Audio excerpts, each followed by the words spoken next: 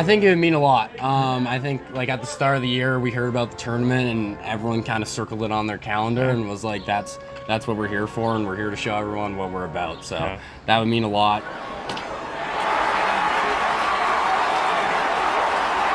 Welcome to episode 405 of Alberta Dugout Stories, the podcast. I'm Joe McFarland, and this is the Day 4 edition from the road to Okotoks. Another scorcher of a day and some outstanding contests throughout. So here's how Day 3 shook down. Pryor Dyck was outstanding with a complete game 3-hitter for Team Saskatchewan, striking out 7 in a 1-0 thriller over the UBC Thunder. Cade Britz was the hero with a walk-off walk in the bottom of the 7th. We'll hear from both of them in just a few minutes. Jake Carrier's 3-run homer in the top of the 7th provided the breathing room needed for the Abbotsford Cardinals as they won a fantastic 7-3 game against Mississauga. Bo Andersen hit a 2-run round tripper and drove in another run as Gulls Prep mercied Atlantic Frontier 12-1. Luke Laird got into the home run party with a 2-run shot of his own in the 7th to provide some breathing room as the Langley Blaze edged the Ontario Cobras 5-2. Will Zelensky continues his unreal Morneau Cup tournament, going 3 for 3 with 4 RBI to lead Vauxhall past the Ontario Blue Jays 9-6. A wild one between AHP and Etobicoke. The Rangers struck for 5 in the first, then the Renegades answered back with 5 of their own in their half. They then scored 6 in the third, 3 in the fourth, and another in the fifth to walk off mercy the Rangers 15-5. It was another offensively balanced attack from AHP, whose Sam Davis went the distance, striking out 8. Spencer Gordon's 6th inning grand slam put it out of reach for the Victoria Eagles as they downed the DT Selects 16-6. He drove in 2 other runs in that contest, and a shocker to end the day as Dawgs Black fell 6-5 to the Ontario Terriers. Noah Cura's RBI double in the 6th stood up as the winning run in that one. With the Dawgs, Etobicoke, and UBC Thunder all losing on Thursday, that means just one team remains unbeaten, and that is Vauxhall. Okotoks, AHP, and Sylvan Lake are still in good spots, though at 2-1, while Sask is 1-2. Remember, the top team from each pool gets a bye to the quarters, while the next 8 teams will take part in a play-in round on Saturday morning. Before we get there, some fascinating matchups to end the round robin on Friday. Gulls Prep takes on the Abbotsford Cardinals at 8 a.m. Vauxhall battles the Ontario Cobras at 10:15. AHP matches up with the Victoria Eagles at 12:30, and also at 12:30, Team Sask squares off with the Terriers. Dawgs Black finishes the day seeing UBC at 2:45. Then the Big Boppers take center stage with the inaugural Morneau Cup Home Run Derby. 8 players will go head-to-head for that title.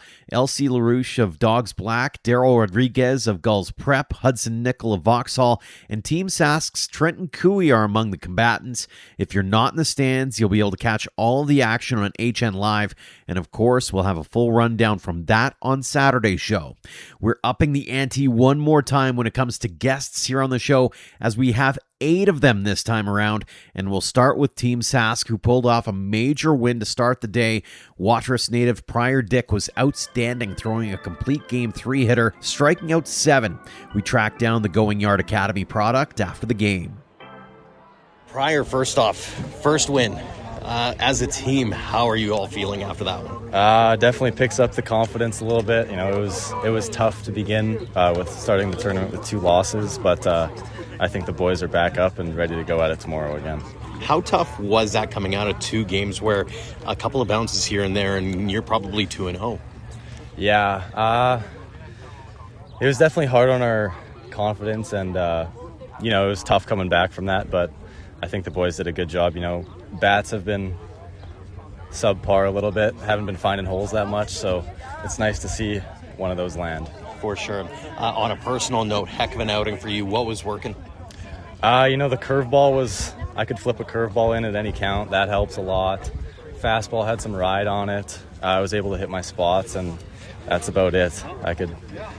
You could pretty much do anything with that. Mm-hmm. These are teams that you're not regularly facing. You maybe seen them in different tournaments, but you haven't seen them as teams. Walking into this thing, how do you prepare for it? Or do you just go, we're going to do what we do and let them try to adapt? I think the exact same thing when I'm just pitching in my Saskatchewan league. I'm just going to go at them, get up, first strike, and do exactly what I've always done. Did you guys learn anything from this one that you're hoping to bring forward into the next game and hopefully some weekend games as well? Just staying in it as long as you can. It's tough when it's a no-score game until the 7th. It's hard to keep your confidence and still believe you can win the game, but I think that's the key, is always staying in it and believing you can do it. What's going through your mind, bases loaded, and up comes your good friend going, here's hoping.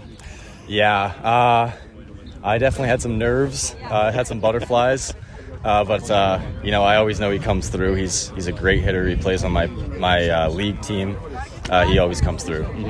A couple more for you. How tight is this group? I feel like everybody that I talked to prior to and even during, it's like you guys have been together a while for the most part. Like you guys want to finish this thing out in style. Yes, absolutely. We've had the same group of guys for 4 years-ish, up until 15U. We were pretty close. We went to Laval together to play in the Ray Carter Cup. But yeah, we've always been very close. Lots of us grew up together. We grew up playing baseball together. Yeah, we're a pretty tight group. Absolutely. Final one for you. I've asked everybody this. What would it mean to you to win the very first Morneau Cup? It would mean more than anything to me right now. Bronze at the Summer Games was huge. That felt amazing. But yeah, winning the first road to Okotoks would be a surreal feeling. For sure. Well, you're one step closer to that with a win today. Congratulations on that. Congrats on the success, and best of luck the rest of the way. Thank you very much. Another major player in that contest was left fielder Cade Britz, who drew a bases-loaded walk in the bottom of the 7th to walk in Casey Rockman for the winning run. It was a big moment for the Munster native and Barrie's Academy product, who came up to the dish with none out. Cade, what an at-bat. Walk me through the mindset with bases loaded in the bottom of the 7th. I was just trying to put something in the air, let our guy on third tag up, and just hopefully win the game. But, I guess whenever I was down 0-2, I was just trying to battle and see if I could get a pitch to do, and yeah. Was there a moment where you're like, I'm not going to swing at this? Like on the last one? Yeah. Well, I saw it early, and I saw it was down quick and just wasn't going to swing at it. How big is this win in the team's eyes, given 0-2, and especially it's been two really tough, close games? Oh, it's huge. I mean, keeps us in the tournament, and let's hope for a couple games to go our way, and we're still in it. What was the being said in the dugout during another tight one where you guys are scrapping for every possible base you can get? Well, stay positive. No one give up.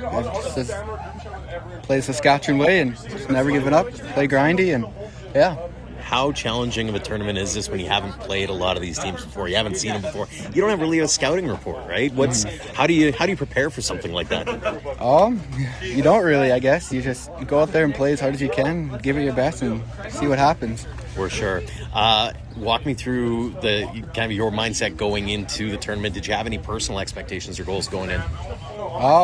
My personal goal is just do whatever I can do for the team. Not being a star player on this team, just do whatever I can do to contribute, and if it helps us with a win, like today, I guess that's a bonus. That seems to be sort of the team mentality to a certain extent, is like next man up, right? Like whatever you got to do almost to an extent. Walk me through sort of that team identity. What do you see, and what are the coaches preaching to you? Just never giving up, I guess. Every time we walk off the bus, Greg always says, let's go to war, and it's pretty much how it goes. Gets the boys fired up. Absolutely. Final one for you. What would it mean to you to win the very first Morneau Cup? Oh, it'd be unreal. It'd be a great thing for Saskatchewan baseball, and just a great thing for us. It would probably be top moment of my baseball career, and yeah, it would just be unreal. Fantastic stuff. Okay, congratulations on the win, and best of luck the rest of the way. Thank you. Let's head over to Vauxhall Academy, who are now the only undefeated team at the Morneau Cup. They've had solid contributions from several players, including a really good opening day start from Calgary's Calum Andersen. The junior national teamer struck out 7 over 3+ in an 11-1 win over DT Selects. Ian caught up with him on Thursday. Tell me about just being at this event and being able to represent Vauxhall. Yeah, it means a lot being able to represent Vauxhall. I played here for the last 2 years, so it feels nice to be able to play like the Ontario teams and stuff and showcase what like Alberta baseball is all about. So yeah. Give us a rundown of your opening day start. How did you think it went? I thought it went pretty well. I came back from the U.S. about 2 weeks ago, and I hadn't pitched in a game, so I was a little nervous there with what it might have been like, but I thought it went well, so I was happy with how we did, and it was a team win, so I was really happy. It's always good when you come away with the W, right? Yes, sir. Yeah.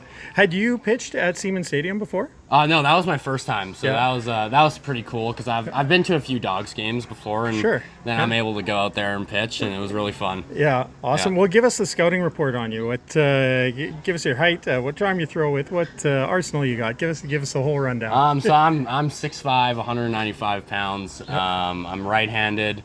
And I think my scouting report would be just like a competitor. I'm going to give you all I got, and I'm going to try to help the team win at any point in the tournament, so that's what I'm here for. Awesome. And that is kind of the theme of the tournament, right? Yeah. Like, this is not branded as a showcase event. This is a what can you do for the team in that context. Mm-hmm. Do you take on a different mental approach, a little bit different when you're a pitcher as opposed to a position player, because you're going to kind of ball out right on the mound? But do you look at it any differently?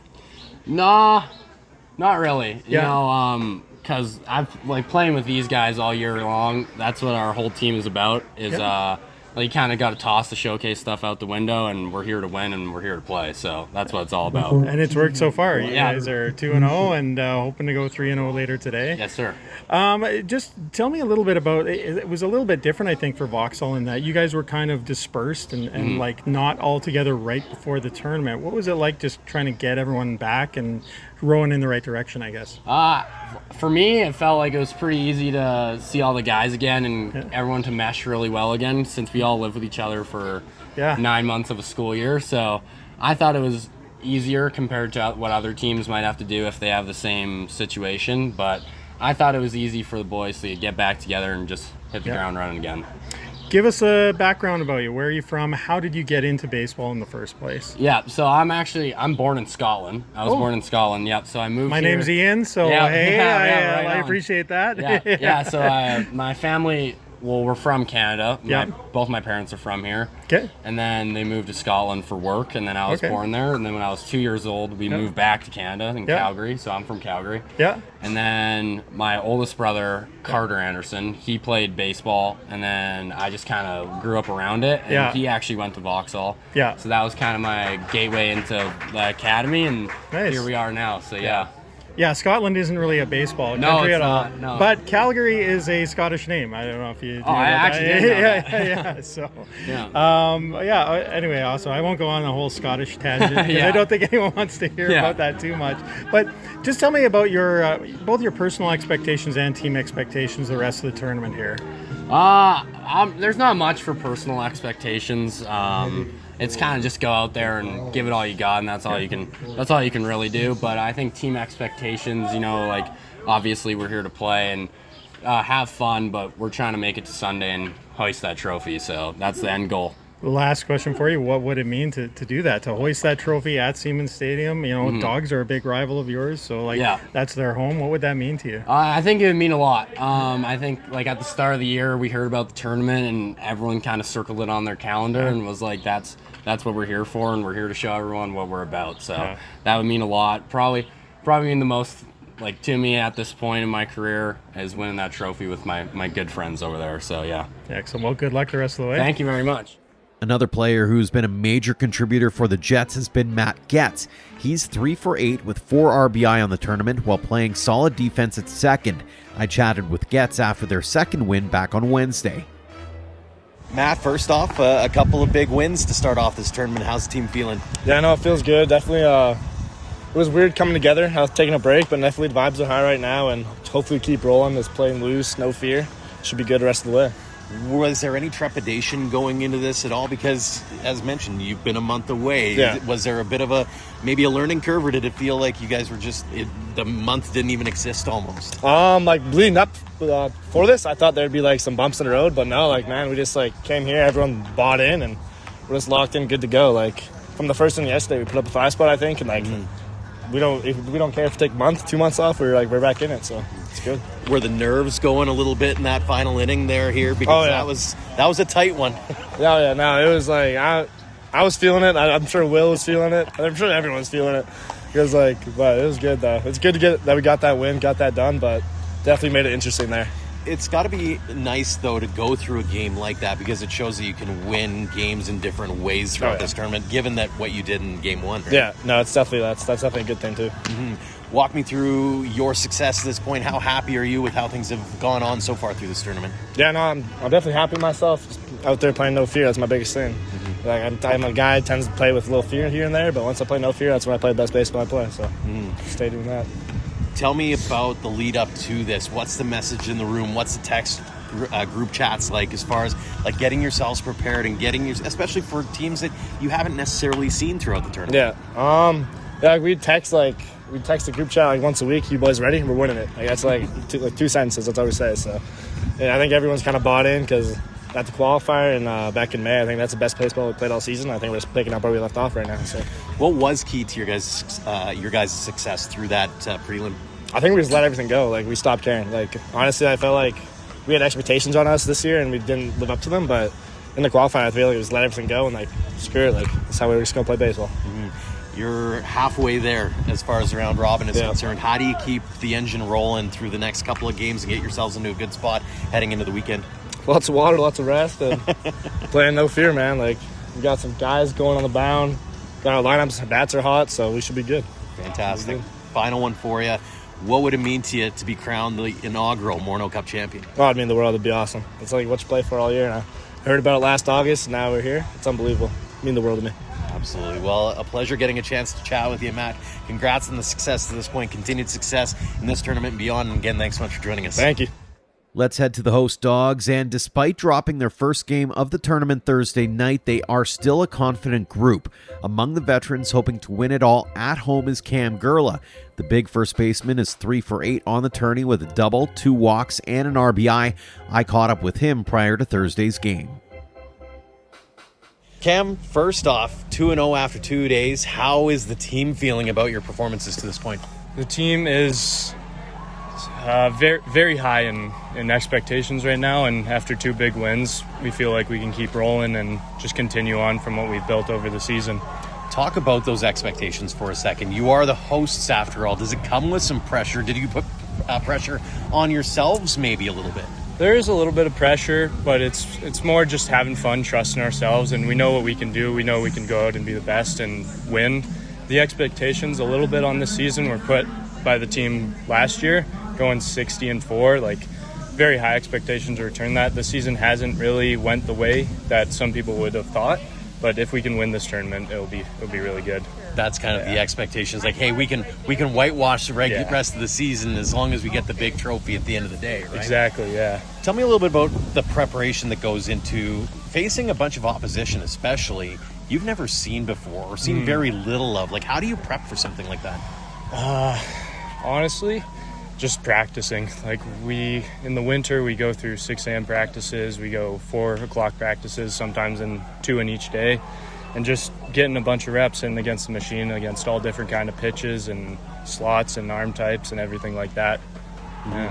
How integral has that piece of going down to the States, for example, or you go best of the West, you go to those tournaments, so you at least know sort of the cadence of, some busy days at the office, so to speak. Yeah, it's good for preparation, like going down to the States. The teams there are very chirpy, so it gets you like mentally tough for what to expect here. Being the host team, having a little bit of a target on your back, and just like being prepared hydration-wise and like mentally, don't want to be like thinking it's too easy. Just always treating it like the same opponent. Yeah. Is there a level of chirpiness that you respect, or is there a point where it goes too far? Against the Canadian teams, it's usually like fair game. Like it's fine, but in the States, they're pretty bad. Like a lot of Canada jokes. I can only imagine, especially in this time and age. Walk me through sort of the preparation, especially from the standpoint if you guys didn't play in the qualifiers as an example. Do you approach things a little differently? Do you go, hey, we know a lot of these teams already? Like, I know you're coming off a win against Sylvan, and you've seen them a bunch, but like, whether it's Atlantic or any other team, does that change anything? It doesn't really change for us because every team just on the other side has a blank face. Like, we don't really care who we're playing. We're the best. We're going to go out and play like we're the best. But all the teams here, we kind of know. We got guys from all over the country who know these teams, so they kind of like give us a little bit of a scouting report on them. So it's like not too bad playing other teams. Very cool. On a personal note, did you have any expectations or goals of yourself going into this tournament? I just want to be the best first baseman out there. This is my first tournament playing first base since I got back from surgery. So just kind of feeling the moment because it's my last tournament and just getting prepared for college. Going back to playing first base and getting that opportunity to rep the Dawgs, especially at home. How cool is that, getting to do something that's brand new and also hosting it? Oh, it was so cool. The fans, especially, like playing in the stadium with a buzz in the stadium. It's really cool. The college team showed up and was supporting us, and then a bunch of alum and other teams in the academy came up, and it was really cool. Especially kind of a reverse moment, I suppose, because you guys, when you're growing up, are selling 50-50s as an example, and watching the college team going, I want to play on that field one day. You're getting that exposure, you're getting that opportunity. That's got to be something else. It's really cool. Yeah, it's awesome. Very cool. A couple more for you. When you talk about the expectations and that kind of thing, how do you go about making sure that you keep this rolling going into the next couple of days here? It's about not trying too hard for our team. Sometimes we get into lulls where we're like trying to do too much, trying to be the guy who hits home runs. It's more about trusting everybody on your team. Like if you strike out or if I strike out, the next guy's going to pick you up and just keep rolling with that. Yeah. Final one for you. What would it mean to you to be the first winners of the Morneau Cup? It'd be awesome to see our names first on that trophy and just have like a legacy of this season. Fantastic stuff. Well, Cam, really appreciate you taking a few minutes in between games. Thanks so much for joining us, and best of luck the rest of the way. Thank you so much. We head next to AHP, where they are 2-1 heading into the final day of round-robin action. Highly touted youngster Gabe Fink made his tournament debut in Thursday's big win over Etobicoke, going 1 for 2 with an RBI single in the fourth as well as a walk. Ian chatted with him on Wednesday. Gabe, here we are, road to Okotoks. We're at the big dance. Just tell me about being at this event and what it means to you to be able to rep AHP. I mean, it means a lot. Like, we worked really hard to get here, 4-0 in the qualifier. So now we just got to show what we got, and we got a good group of guys. So I'm really excited. It's a different event, right? Like there's been a lot of distinction made about how this is a team event, and it's what you can do within the team environment as opposed to here's the individual skills that I have. Is that something like what's the approach on that from your end? Like, is that appealing to you that, yeah, hey, I'm a team guy, or are you like, no, I want to flex when I got to flex? I think it's all, baseball is like the most team sport out there, so yeah, I think we just got to keep the energy high in the dugout and support everyone, and I think we'll do really good. Awesome. What's the coach's messaging been around this event and coming into it? Handle the tough situations. Like, we're gonna get put in some tough spots, and it's just how we, like, what we do with that and how we can make out with it. Yeah. Give me a bit of a scouting report on you, both as a pitcher and a position player. What can you tell people about your game? I got some really good breaking stuff. Yeah. Like, slider is probably my go-to. My changeup developing pretty good. My fastball like 8.92, and as a hitter, I got a little bit of juice. So hopefully I can show that off this weekend. No, I'm counting. We almost had some shrapnel come our way here, so I'm counting on you to protect me if needed. Yeah, awesome. And then last question for you: what would it mean to you to hoist that Morneau Cup and do it with this group of guys at the end of the event? It would mean so much. All the early Saturday morning practices, the 6 days a week at our facility through the winter, all the hard times. I think it would mean so much to this group and to this whole program if we won it.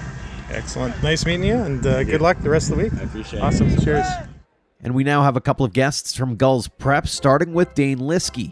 He made an immediate impact on the tournament with a homer in the first game and has since gone 4 for 8 with 3 RBI and 4 runs scored. I caught up with him prior to their game on Thursday morning. Dayne, welcome back to the show. First off, we're here. We're taking part in this thing. How's the vibes as you guys are 1-1 going into today's action? Oh, they're good. We're kind of right where we want to be. we've been playing good baseball. Even after the loss yesterday, we've had many positives. So just kind of keep it into today and hope for the best. Play our game. Take me into the conversations heading into this thing. You're facing teams, for the most part, aside from Okotoks, you haven't seen a lot of these teams before. You don't know what you're facing, going up against. How do you kind of prepare for something like that? I think it's just like trust we're good enough. Like we know we're good enough. We've kind of proved it, and like especially in like the qualifier, we played probably our best baseball, and we've kind of continued to do it since then. And yeah, kind of just trust in the process and trust in each other, just for the best. Yeah. Take me back to those qualifiers for a second. What do you think was sort of your key to success when you look back on that? Probably just playing for each other, like wanting to win and like not being selfish, just not like unselfish at bats and just unselfish pitching, just playing to win. Yeah. So when you look ahead to this one, was that sort of the message, the mentality is like, hey, we got to keep doing that and not necessarily go and bend to whatever the other teams give us? Yeah, just trust our game and worry about ourselves. Don't worry about the other players and the other teams. Just trust that we'll do our job. Going into this on a personal note, did you have any expectations or goals for yourself? Oh, probably just be the best team that it can be. Like, just help the boys get to a win and just, yeah, help the boys out. Just happy with your performance to this point? Yeah, so far it's been pretty solid. So, yeah, just got to keep it going this game. So looking ahead to these next two games here, what are you kind of keying on? What kinds of things do you want to make sure you're doing as you get yourselves towards Saturday and Sunday? Probably just putting the ball in play and just recovering well and, yeah, getting good sleeps in and, yeah, just not doing any dumb things. Is this one of those tournaments, too? I mean, you guys have played Okotoks before. You've played in these facilities. Do you think that comes to a bit of a help for you playing in a tournament like this? I think it helps knowing, like, we're kind of familiar with both diamonds, how they play, and like it's not too far from home. So if we really wanted to, we could have been driving back and forth. But it's nice being at home. You get to see your family and everything. That's nice. Speaking of, how cool is that? You know, getting to look out and you know that this is a national tournament. Yeah. You've done that before, but being able to see friends and family and get to have some of those creature comforts per se. It's really nice. Yeah, it helps a lot. Just after the game, you can go check on your family, and it helps being like.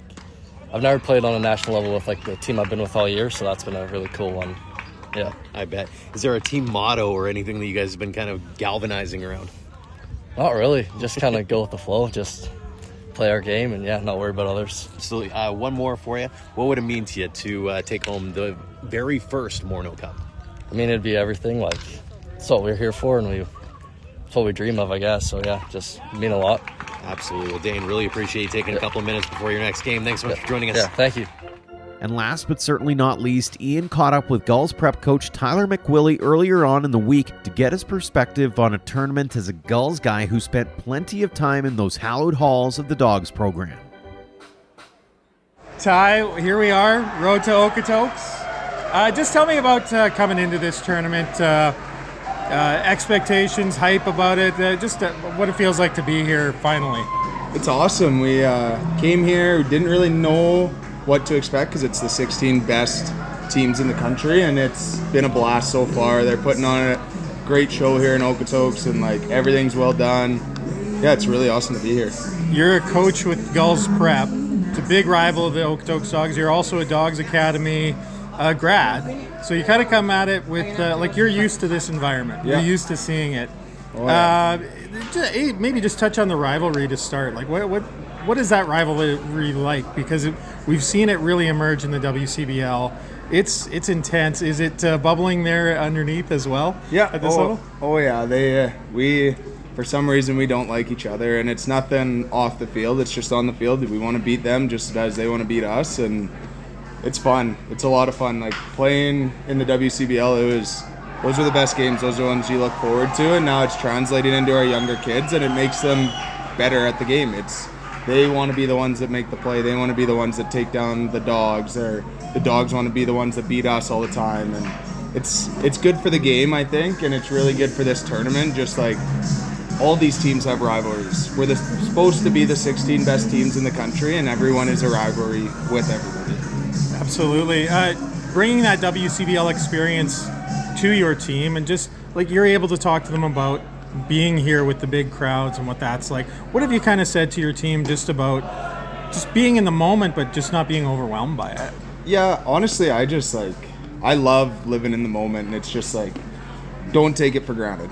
Because I told them high school is one of the best times of my life, and then I got to go play with Sylvan for a lot of years. And don't take it for granted. Because now I'm a coach and I miss it like crazy, and these kids are enjoying every second of it. And that's my big message. How are you liking the coaching thing? I talked to you yesterday and you said, well, I don't really do anything, which is pretty modest, but how are you No, settling it's good. in? I love working with the kids. They are a blast. And watching them progress, like, I'll be with them when they're a grade 9 kid going up all the way through, and that's the part you really like to see. And when they start getting those college scholarships and seeing the progress paying off, that's the part that's rewarding. It's not necessarily winning games out there all the time. It's seeing them at the next level and seeing them mature and become more of a person. Do you find like that's a great age too for them to be receptive to what you're talking about? Absolutely. Yeah. So I do some stuff with the really young kids coaching in our academy in Red Deer, but this group it's amazing because you can talk baseball, you can kind of talk life with them, and they're adults, and the conversations are a lot deeper. Yeah. Last question for you. What would it mean to you to have the Sylvan Lake Gulls prep program lift that Morneau Cup at the end of this in Siemens Stadium? Oh, that's all we can dream about. We're just kind of get to the knockout stage and see what happens. Awesome. We're not even thinking that far ahead. Thanks for your time. Absolutely. Thanks again to Pryor, Dyck, Cade, Britz, Calum, Andersen, Matt Getz, Cam, Gerla, Gabe, Fink, Dayne, Liske, and Tyler McWillie. And thanks to all of you for downloading and listening. If you've loved this or any other episode, make sure to leave us a rating and review, as we love hearing all the comments, especially as we try something new like going daily during major events like the Morneau Cup. Is it just enough? Maybe too much? Feel free to drop us a note on social media as well. As always, a tip of the cap to our platinum supporters, the Okotoks Dawgs, for their generosity in helping us tell the game stories in our province. For more on our tremendous teammates, or to join our roster, head to albertadugoutstories.com/supporters. Until next time, thank you for all of your support, online, on social, and on air, of Alberta Dugout Stories.